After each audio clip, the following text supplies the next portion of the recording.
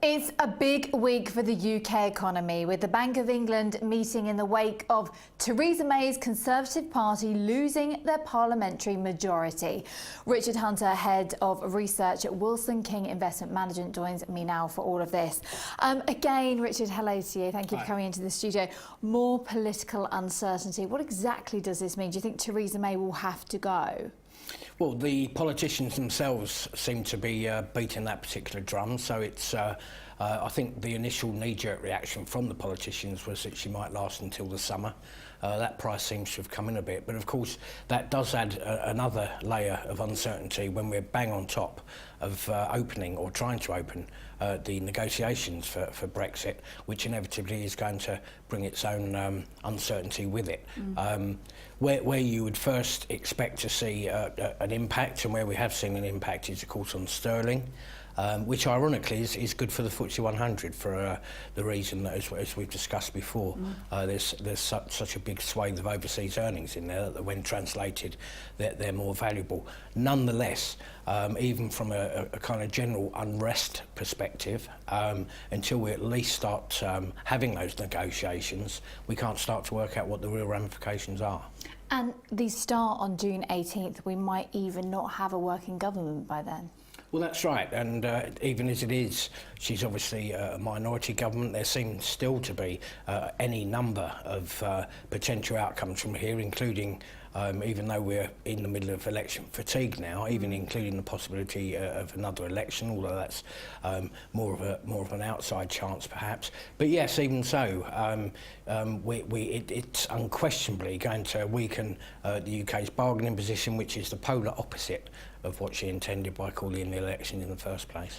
But one positive is the markets do like the idea of a soft Brexit, and actually the chances of a softer Brexit, whatever that actually means, are probably more so now. Yeah, I think you're right. The no deal is better than a bad deal. I don't suppose we'll be hearing too much about that from here on in.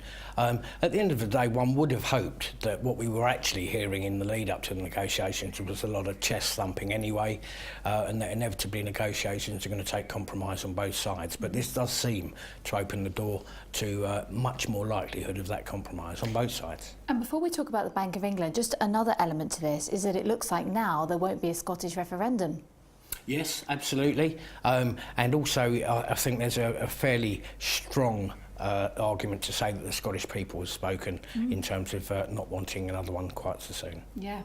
Nicola Sturgeon's been quite, honest about that, hasn't she? It's pretty obvious. And I'm quite pleased about that. Moving on, I want to talk about the Bank of England because they meet on Thursday. We've got Mark Carney. Does this make any difference whatsoever? We weren't expecting any rate hikes, but I'm talking about future rate hikes. And also, I want to talk about inflation. Well, the irony is, of course, is that if the economy should start to weaken in any big way from here, particularly after the ramifications are known, or some of those ramifications are known from Brexit, it may well be that he's going to have to consider reducing interest rates rather than hiking them. If we continue to see consumer retrenchment, the consumer battening down the hatches, if the house building sector continues to weaken, and there's a general malaise in the UK economy, and obviously inflation being something of a just even not particularly on the radar at the moment. If anything, in terms of boosting the economy, there's only two ways you can do it, either monetary or fiscal.